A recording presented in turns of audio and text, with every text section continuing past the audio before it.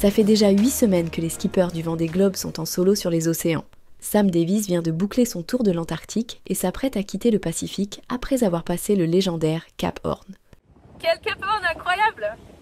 J'ai eu une balade qui m'a escortée à côté des îles ce matin avec des albatros. Et là, ça clôture mon mer du Sud. Même si c'était difficile, j'ai adoré, c'était trop bien.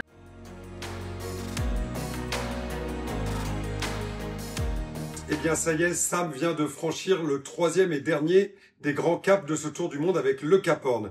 Alors le Cap Horn, c'est bien sûr celui de la délivrance parce que l'on quitte enfin les mers du Sud. C'est aussi le cap le plus extrême des trois. D'une part parce que c'est le plus au sud, il faut passer pas loin de 60 degrés sud de latitude, mais aussi parce que vous voyez le passage est assez étroit entre le Cap Horn et l'Antarctique et il est encore rétréci par la zone interdite de limite des glaces pour éviter que les marins ne s'aventurent dans les zones où pourrait y avoir des icebergs. En plus, au nord-ouest du Cap Horn, il y a la cordillère des Andes qui est très haute et qui vient faire comme une barrière qui va bloquer les dépressions, qui peut créer des phénomènes dangereux d'accélération du vent. Et il y a également une remontée des fonds qui va avoir tendance à creuser la mer. Donc pour toutes ces raisons, les marins sont toujours un petit peu angoissés quand ils vont passer le Cap Horn. Heureusement, Sam l'a passé dans des conditions relativement clémentes. On voit que la semaine dernière a été marquée par une route choisie par Sam de se décaler un petit peu au nord pour éviter le plus fort d'une dépression pendant que ses deux concurrents directs, Benjamin Dutreux et Clarisse Kremer, décidaient d'adopter une route plus directe. Alors on voit que par la suite, Sam a pu récupérer une bonne partie du retard pris grâce à cette dépression qui l'a propulsé vers le Cap Horn alors que Clarisse et Benjamin, eux, restaient bloqués. Il lui reste un petit peu de retard, cette option lui a quand même coûté un petit peu, mais bon, on voit quand même que l'écart est infime au moment d'affronter la remontée de l'Atlantique en direction des Sables d'Olonne.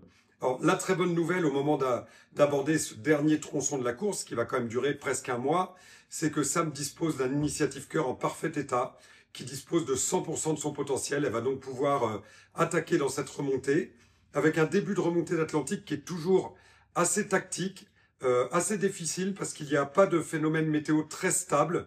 Il y a des dépressions qui peuvent se créer sur l'Argentine. Vous voyez, il y a des grosses zones de calme.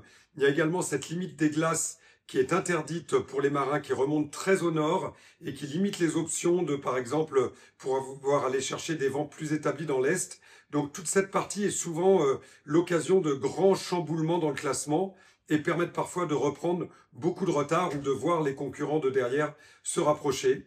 Donc on va suivre ça avec beaucoup d'attention et surtout avant de vous laisser, je vous souhaite à tous une excellente année 2025.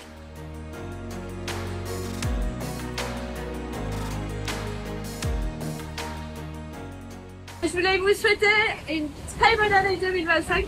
Puis encore un grand merci pour votre soutien, vos messages et surtout les clics, les partages pour sauver les enfants. Je vous aime. Bonne année. Panique sur le Vendée Globe. Iceberg en vue sur le parcours. Oh my god. Iceberg. Vous voyez derrière moi là, à droite, c'est un iceberg.